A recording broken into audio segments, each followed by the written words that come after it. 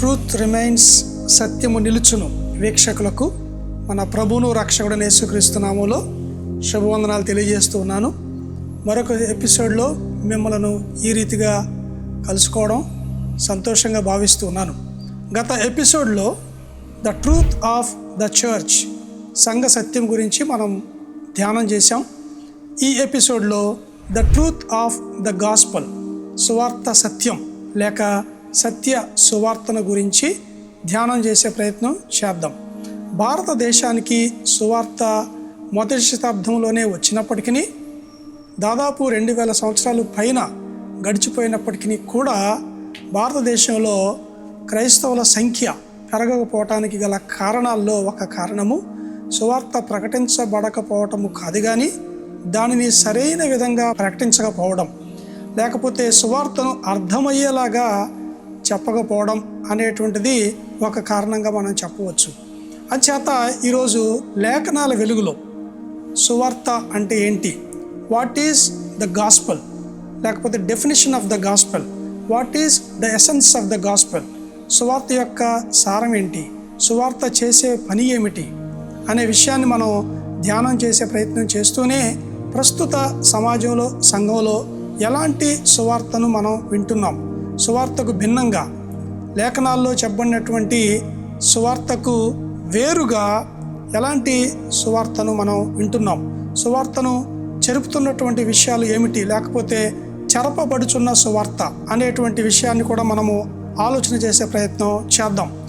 అపోస్తలుడైన పౌలు కొరింథీయులకు రాసినటువంటి మొదటి పత్రిక 15వ అధ్యాయము 3-4 వచనాలలో గనక మనం చూసినట్లయితే the definition of the gospel, సువార్త యొక్క నిర్వచనము, సువార్త అనగా ఏమిటో మనము అక్కడ గమనించవచ్చు. ఈ విధంగా రాయబడి ఉన్నది: నాకు ఇయ్యబడిన ఉపదేశమును మొదట మీకు అప్పగించితిని, అదేమనగా లేఖనముల ప్రకారము క్రీస్తు మన పాపముల నిమిత్తము మృతి పొందెను, సమాధి చేయబడెను, లేఖనముల ప్రకారము 3వ దినమున లేపబడెను అని రాయబడి ఉన్నది. కాబట్టి చదవబడినటువంటి లేఖన భాగంలో మనం చూసినట్లయితే the death, burial and resurrection of Jesus Christ మనం చూస్తూ ఉన్నాము. సో సువార్తలో ఉండవలసినటువంటి అతి ప్రాముఖ్యమైనటువంటి విషయము, కేంద్రముగా ఉండవలసిన విషయము ఏమిటి అనంటే యేసుక్రీస్తు ప్రభువారి యొక్క మరణ, భూస్థాపన, పునరుద్ధానాలు. ఎందుకు మరణం అంటే క్రీస్తు మన పాపముల నిమిత్తము మృతి పొందెను, అలాగే సమాధి చేయబడెను, లేఖనముల ప్రకారమే 3వ దినమున లేపబడెను అనేటువంటి విషయాన్ని మనం చూస్తున్నాం. This is the centrality of the gospel. సువార్తకు ఇది కేంద్రము, సువార్తకు చాలా కీలకమైన ప్రాముఖ్యమైనటువంటి విషయము. దీనిని మనము డెఫినేషన్ ఆఫ్ ద గాస్పల్గా మనము చెప్పవచ్చును. అలాగే మరి సువార్తలో ఇమిడి ఉన్న విషయాలు చూసే ముందు సువార్త యొక్క సారము లేదా ఎసెన్స్ ఆఫ్ ద గాస్పల్, అయితే వాట్ ఈజ్ ద గాస్పల్ అనేటువంటిది పౌలు గారు రోమీయులకు రాసినటువంటి పత్రిక 1వ అధ్యాయము 16-17 వచనాల్లో ఈ విధంగా ఆయన రాస్తూ ఉన్నారు. మరి ఇక్కడ చెప్పబడినటువంటి వాక్యములో ఈ విధంగా ఉన్నది: సువార్తను గూర్చి నేను సిగ్గుపడవాడను కాను, ఏలయనగా నమ్ము ప్రతివానికి మొదట యూదునికి గ్రీసు దేశస్థునికి కూడా రక్షణ కలుగజేయుటకు అది దేవుని శక్తి అయి ఉన్నది. ఎందుకనినా నీతిమంతుడు విశ్వాస మూలముగా జీవించునని వ్రాయబడిన ప్రకారము విశ్వాస మూలముగా అంతకంతకు విశ్వాసము కలుగునట్లు దేవుని నీతి దాని యందు బయలుపరచబడుచున్నది. దాని యందు అంటే సువార్త యందు బయలుపరచబడుచున్నది అని ఇక్కడ మనం చూస్తాం. సో సువార్తలో ఏమున్నది అని ఇక్కడ మనకు కనిపిస్తున్నది అని అంటే దేవుడిచ్చేటువంటి రక్షణ కనిపిస్తున్నది. సువార్తలో రక్షణ, సువార్తను వినుట వలన విశ్వాసం వస్తున్నది. అది క్రీస్తుని గురించిన మాట వలన ఆ విశ్వాసము ఉంచటం ద్వారా రక్షణ వస్తూ ఉన్నది అని దేవుని యొక్క వాక్యం స్పష్టంగా తెలియజేస్తూ ఉన్నది. ఇది క్రియల వల్ల కలిగేది కాదు, కానీ by grace through faith you are saved అని ఎఫెసీయులకు రాసిన పత్రిక 2వ అధ్యాయం 8వ వచనంలో చూస్తాము. ఇది దేవుడిచ్చేటువంటి వరముగా అక్కడ చూస్తాము. కాబట్టి రోమా 1వ అధ్యాయం 16-17 వచనాల్లో సువార్తలో రక్షణ ఉన్నది, సువార్తలో దేవుని యొక్క శక్తి ఉన్నది, సువార్తలో దేవుని యొక్క నీతి ఉన్నది. ఇది సువార్త యొక్క సారంగా మనము చెప్పవచ్చు. అయితే గలతీయులకు రాసినటువంటి పత్రికకు మనము వెళ్ళినట్లయితే అక్కడ 1వ అధ్యాయము మరి 6, 7, 8 వచనాలు చూసినట్లయితే భిన్నమైన సువార్త, అనదర్ గాస్పల్, అనేది మనం చూస్తాం. సువార్త అనే తెలుగు పదానికి మరి ఇంగ్లీష్ పదము గాస్పెల్ అయితే, గ్రీకు పదము ఇవాంగెలియోన్ అనేటువంటి గ్రీక్ వర్డ్ నుంచి మరి యొక్క గుడ్ న్యూస్ ఆర్ గాస్పెల్ అనే అర్థం వచ్చేటువంటి సువార్త, శుభవార్త అనేటువంటి పదము వచ్చినది. మరైతే ఈ సువార్త అనగా ఏమిటో చూసాము. యేసు ప్రభు యొక్క మరణ, భూస్థాపన, పునరుద్ధానాలు పాపుల యొక్క రక్షణ అర్థమై, అలాగే సువార్తలో దేవుని యొక్క రక్షణ ఉన్నదని, దేవుని యొక్క నీతి ఉన్నది, దేవుని యొక్క శక్తి ఉన్నది అని రోమా 1:16-17 చూసాము. అయితే గలతీలో రాసిన పత్రిక వచ్చేసరికి ఈ విధంగా 1వ అధ్యాయం 6 నుంచి 6, 7, 8 వచనాలు చూస్తే ఈ విధంగా రాయబడి ఉన్నది. క్రీస్తు కృపను బట్టి మిమ్మును పిలిచిన వానిని విడిచి భిన్నమైన సువార్త తట్టుకు మీరింత త్వరగా తిరిగిపోవుట చూడగా నాకు ఆశ్చర్యమగుచున్నది. అది మరి ఒక సువార్త కాదు కానీ క్రీస్తు సువార్తను చెరపగోరి మిమ్మును కలవరపరచువారు కొందరున్నారు. మేము మీకు ప్రకటించిన సువార్త కాక మరి ఒక సువార్తను మేమైనను పరలోకము నుండి వచ్చిన ఒక దూత అయినను మీకు ప్రకటించిన ఎడల అతడు శాపగ్రస్తుడవును గాక అని చాలా కఠినమైన మాటలు ఇక్కడ పౌలు గారు మాట్లాడుతూ ఉన్నాడు. తీవ్రమైన స్వరంతో మాట్లాడుతూ ఉన్నాడు. కారణం ఏంటంటే ఇక్కడికి వచ్చేసరికి ఎటరోస్ ఎవాంగెలియోన్, అనదర్ గాస్పల్, మరి ఒక సువార్త, భిన్నమైన సువార్త అనేటువంటిది వచ్చేసింది. అపోస్తులు కావచ్చు, యేసుక్రీస్తు ప్రభు వారి యొక్క శిష్యులు కానీ, పౌలు గారు కానీ యేసును గురించినటువంటి వార్త, సిలువను గురించిన వార్త, ఆయన ప్రేమ సువార్త, సత్య సువార్త, సిలువ సువార్తను ఎంతో స్పష్టంగా, సూటిగా, ఎంతో అద్భుతంగా వారు ప్రకటించడం మనం చూస్తాం. అయితే కొంతమంది ఈ సువార్తకు కలిపి సువార్త నుంచి తీసివేసి దాన్ని చెరిపేటువంటి వారుగా కొంతమంది ఉన్నారు. ముఖ్యంగా ఆ రోజుల్లో మరి ఒక నిజమైన క్రైస్తవుడిగా జీవించాలంటే యేసు ప్రభుని మాత్రమే నమ్మితే సరిపోదు కానీ ధర్మశాస్త్రాన్ని పాటించాలి, సున్నతి కూడా పాటించాలి. So law plus circumcision plus faith is equal to Christian, first class Christian. నీవు క్రైస్తవుడు ఉంటే సరిపోదు కానీ ఒక మంచి క్రైస్తవుడు కానీ ఉండాలి అని అంటే ధర్మశాస్త్రాన్ని పాటించాలి, సున్నతి పాటించాలి, ఆ తర్వాత యేసుక్రీస్తునందు విశ్వాసము, అప్పుడే నీవు ఒక క్రైస్తవునిగా ఉండటానికి వీలవుతుంది అనేటువంటి బోధ అప్పుడు వచ్చేసింది.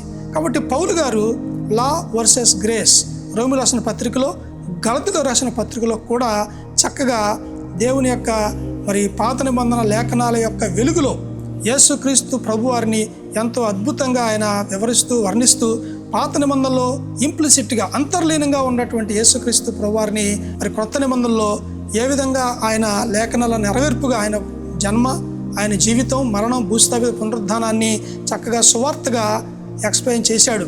అయితే కాలక్రమంలో మరి ఆయన ఉండగానే, జీవించి ఉండగానే మరొక సువార్త అనేటువంటిది రావటం జరిగింది. కాబట్టి ఆయన మరి కంక్లూజన్గా ఏం మాట్లాడతాడంటే, we are above law and under the grace.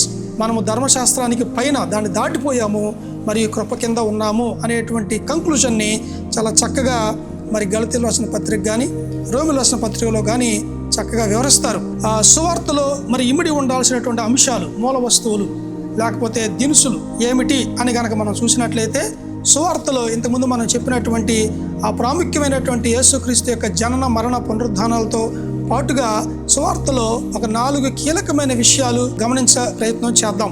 మొదటగా చూసినట్లయితే సువార్త సందేశాన్ని చెప్పినప్పుడు యేసుక్రీస్తు ప్రభు వారిని మరి దేవుడిగా, సృష్టికర్తగా ఆయన్ని మనము అర్థం చేసుకొని అంగీకరించాలి, లేకపోతే నమ్మాలి. దేవుడు ఎవరో ప్రజలకు చెప్పాలి. కొలస్సీయులకు రాసిన పత్రికలో మనం ద సుప్రమసీ ఆఫ్ క్రైస్ట్ చూస్తాం. ఆయన సర్వ సృష్టికి ఆది సంభూతుడు అని మనం చూస్తాం. మరి యేసుక్రీస్తు ప్రభువారు ఆయన సర్వము ఇమిడి ఉన్నటువంటి క్రీస్తుగా మనము అక్కడ చూస్తాము. లేకపోతే దైవత్వం, మానవత్వము ఇమిడి ఉన్నటువంటి యేసు ప్రభువుగా కొలస్సీయులకు రాసిన పత్రికలో చూస్తాము. కాబట్టి ఆయనను రక్షకునిగా మనం చెప్పడానికి ముందు ఆయనను మనం దేవుడిగా పరిచయం చేయాలి. ప్రజలకు దేవుని యొక్క లక్షణాలను చెప్పాలి, దేవుని ప్రమాణాలను ప్రజలకు చెప్పాలి, దేవుడు మన నుండి ఏమి కోరుతున్నాడో చెప్పాలి. మనం ఆయన్ని స్తుతించడానికి, ఆరాధించడానికి, సేవించడానికి సృష్టించబడ్డామని ప్రజలకు మనము చెప్పాలి. మనం ఆయనను రక్షకునిగా పిలవడానికంటే ముందు సృష్టికర్తగా మనం ఆయన్ని పిలవాల్సిన అవసరం ఉన్నది. రెండవదిగా సువార్త సందేశంలో రెండవ కీలకమైనటువంటి అంశం, ద సెకండ్ ఇంగ్రీడియంట్ ఏంటంటే సువార్త సందేశం మరియు పాపం. మనిషి యొక్క పతనం, మనిషి మరియు పాపం గురించి వివరించే ప్రయత్నం చేయాలి. దేవుని ప్రమాణాల నుండి మానవులమైన మనం ఎలా పతనమైపోయామో, మన పాప విషయంలో ఎలా దోషులమో, ఎలా మలినమయ్యామో, ఎలా నిస్సహాయులమో, దేవుని యొక్క ఉగ్రత కింద ఎలా నిలిచి ఉన్నామో, స్వభావ సిద్ధంగా మనం ఎలా పాపులమో, మనం చేసేదేది దేవుని దగ్గర మన స్థితిని ఎలా సరిచేయలేదో ఈ విషయాలను ప్రజలకు సువార్తలో వివరంగా చెప్పాలి. మొదటగా సువార్త సందేశంలో దేవుని గురించి, ఆయన లక్షణాల గురించి చెప్పాలి, ఆయన సృష్టికర్తగా చెప్పాలి. రెండవదిగా చూసినట్లయితే దేవుడు మరియు సువార్త సందేశం మరియు మనిషి చేసినటువంటి పాపం, దాని యొక్క పర్యవసానాలు, దేవుని నుంచి ఎడబాటు గురించి చెప్పాలి. సో పాపం దేవునికి విరోధంగా చేయబడినటువంటి కార్యం అనేటువంటిది స్పష్టత ఇవ్వాలి. మూడవదిగా చూసినట్లయితే సువార్త సందేశం మరియు క్రీస్తు, దేవుని గొర్రెపిల్లగా శరీరధారిగా యేసుక్రీస్తు ప్రభువారు భూమి మీదకి ఏ విధంగా మరి వచ్చాడో దానిని చెప్పాలి. మన పాపముల కొరకు చనిపోయిన క్రీస్తు, తిరిగి లేచిన ప్రభు క్రీస్తు, పరిపూర్ణ రక్షకుడైన క్రీస్తు, దేవుని కుమారుడైన క్రీస్తు, దేవుని సంకల్పం ప్రకారం పాపులను రక్షించుటకు వచ్చినటువంటి మానవుడు క్రీస్తు, మనిషి కొరకు చనిపోవడానికి మరలా మరణాన్ని జయించి తిరిగి లేచి జీవించిన క్రీస్తు అనేటువంటి విషయాలు సువార్త సందేశంలో మూడవ కీలకమైన అంశంగా చెప్పాలి. క్రీస్తు మరణం క్రీస్తు వలన కలుగు క్షమాపణకు పునాది అనే విషయం నొక్కి చెప్పాలి. ఇక చివరిగా నాలుగవదిగా సువార్త సందేశంలో ఉండాల్సినటువంటి కీలకమైనటువంటి అంశం, సువార్త సందేశం విశ్వాసానికి, పశ్చాత్తాపానికి పిలుపు. క్రీస్తు పాపులమైన మనకు అనుగ్రహించిన తన దయ మీద ఆధారపడటమే విశ్వాసం. మన పాపముల విషయమై కేవలం తప్పు చేశాను అని భావించడం కంటే మించింది పశ్చాత్తాపం. ఇది మనసు, హృదయం మార్పు చెంది తమ్మును తాము ఉపేక్షించుకొని రక్షకుణ్ణి సేవించటము అనేటువంటి కొత్త జీవితం. విశ్వాసం కలిగి ఉండాలంటే క్రీస్తుని గురించి, ఆయన శిలువ వాగ్దానాల గురించినటువంటి జ్ఞానం తప్పనిసరిగా కలిగి ఉండాలి. సువార్తను చెప్పేటప్పుడు ఈ 4 కీలకమైనటువంటి విషయాలను బాగుగా ప్రజలు సులువుగా అర్థం చేసుకునే విధంగా వివరించాల్సినటువంటి అవసరత ఎంతైనా ఉన్నది. అయితే మరి నేటి దినాల్లో ఈ స్వచ్ఛమైన ఈ సత్య సువార్త ప్రకటించబడతా ఉందా? ఒకప్పుడు క్రీస్తు సువార్త సభలు జరిగేవి. ఆ క్రీస్తు సువార్త సభల్లో చక్కని రక్షణ పాటలు పాడేవారు. అలాగే రక్షించబడిన వ్యక్తుల యొక్క సజీవ సాక్ష్యాలు చెప్పబడేవి. ఆ తర్వాత ఎంతో సూటిగా, స్పష్టంగా, పరిశుద్ధాత్మ ప్రేరణతో, దైవాపేక్షంతో సిద్ధపడినటువంటి దైవజనులు అచ్చమైన స్వచ్ఛమైనటువంటి సువార్తను ఎంతో చక్కగా ప్రజలకు అర్థమయ్యేలాగా ప్రకటించేవారు, వివరించేవారు. అన్నట్లు సువార్త అన్నప్పుడు ప్రకటన అనేది మనం అర్థం చేసుకోవాలి. మనం క్రొత్త నిబంధనలో చదివినప్పుడు సువార్తను ఎక్కడ వారు చెప్పినా సువార్తను ప్రకటించటం అనేటువంటి మాటను మనం చూస్తామండి.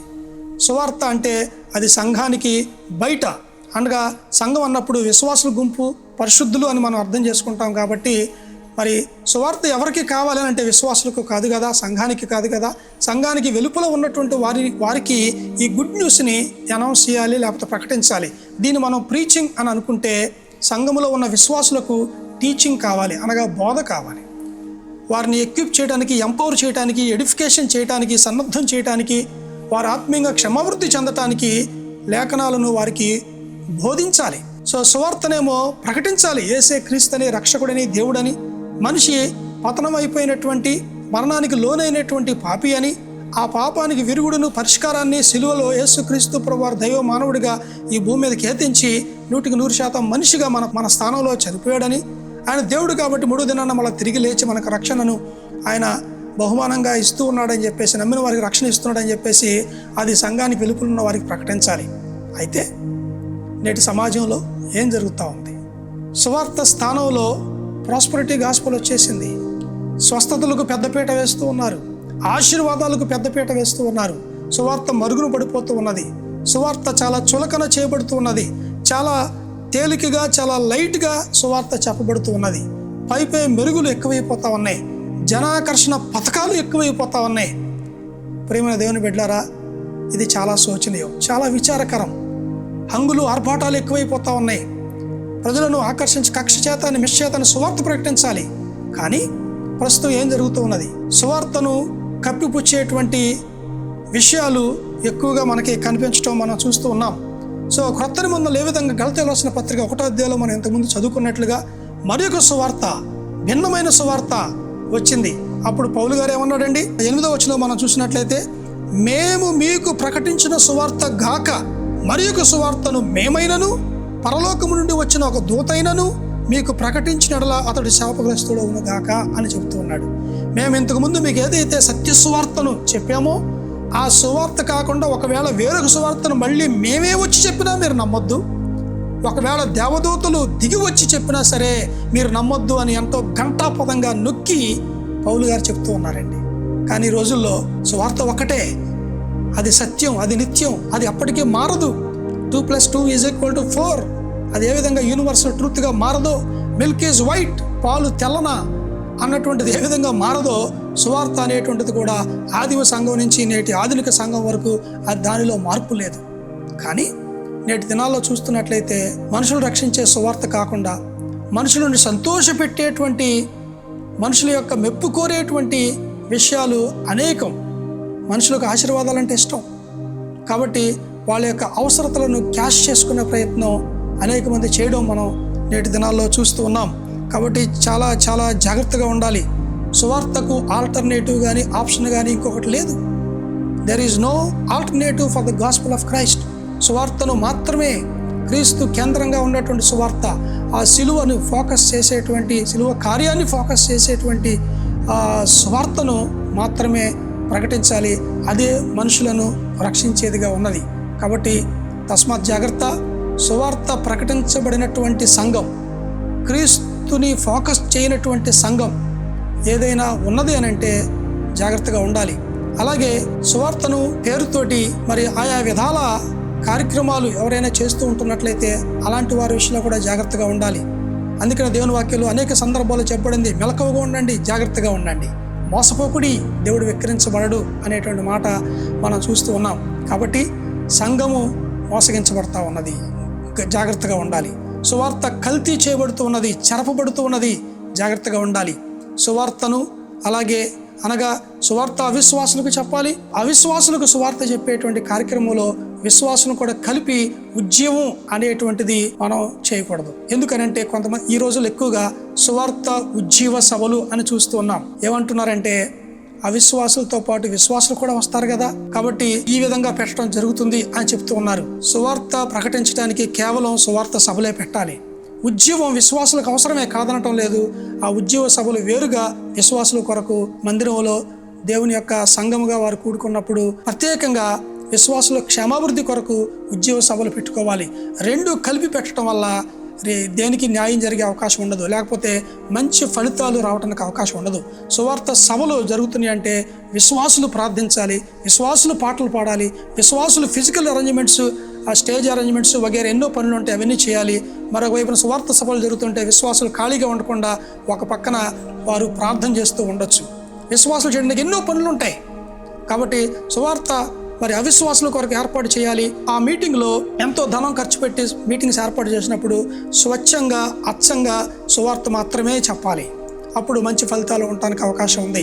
విశ్వాసులు ఉజ్జీవించబడటానికి వారి కొరకు సపరేట్గా మరి మందిరంలో కానీ మరొక స్థలంలో కానీ ఒక ఏర్పాటు చేసుకున్నటువంటి ఒక స్థలంలో వారి కొరకు మరి ఉద్దేశించినటువంటి చక్కని అంశాల మీద వారికి బోధ చేయాలి, టీచింగ్ వారికి చేయాలి.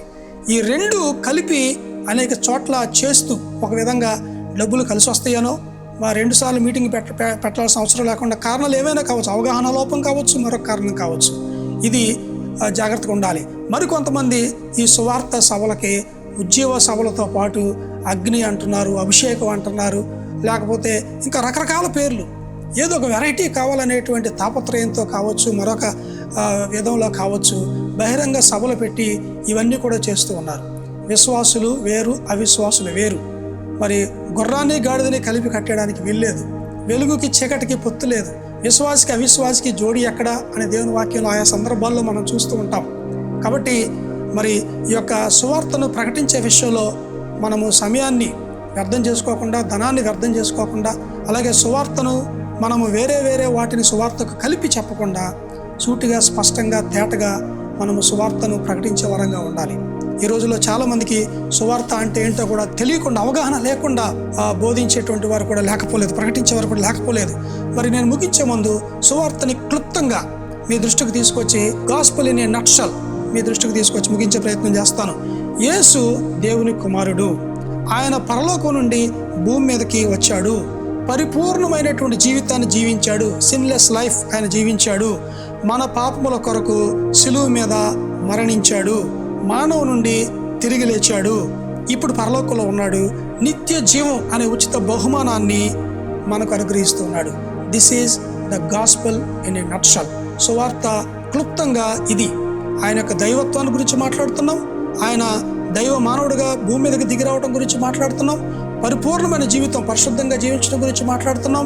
మానవ పాపులమైన మన కొరకు ఆయన సిలువ మీద పాప ప్రాయశ్చిత్తార్థ బలిగా పరిహారం చేయడం గురించి మాట్లాడుతున్నాం. 3వ దినాన తిరిగి లేచాడు. మరలా పరలోకాన్ని హెచ్చించబడ్డాడు. నమ్మిన వారికి ఉచితంగా రక్షణ అనే బహుమానాన్ని ఆయన ఇస్తూ ఉన్నాడు అనేటువంటి విషయాన్ని మాట్లాడుతున్నాం. ఇవన్నీ ఎలిమెంట్స్ అన్నీ కూడా సువార్తలో మాట్లాడాలి. ఇది the truth of the gospel. ఇది సువార్త సత్యం. ఇది మనుషులను రక్షిస్తుంది. దీనిలో దేవుని నీతి ఉంది. దీనిలో దేవుని యొక్క శక్తి ఉన్నది, రక్షణ ఉన్నది. దీనికి వేరుగా మనం ఏది కలిపి చెప్పినా సరే అది తప్పు. అలాంటి దాన్ని మరి నమ్మవద్దు అని పౌలు గారు గళితీయులకు రాసిన పత్రికలో చాలా స్పష్టంగా ఖండితంగా చెప్తూ ఉన్నారు. అంచేత ప్రియమైన దేవుని బిడ్డలారా, చాలా జాగ్రత్తగా దేవుని వాక్య వెలుగులో సరైన సువార్త ఏదో, సరైన బోధ ఏదో విశ్లేషించి మెలకువగా జాగ్రత్తగా ఉండాలని ప్రభు పేరట మనవి చేస్తూ ఈ మాటలు ముగిస్తున్నాను. Thank you so much. ఈ యొక్క వర్తమానాలు మీకు ఆశీర్వాదకరంగా, మేలుకరంగా ఉన్నట్లయితే లైక్ చేయండి, షేర్ చేయండి, సబ్స్క్రైబ్ చేయండి.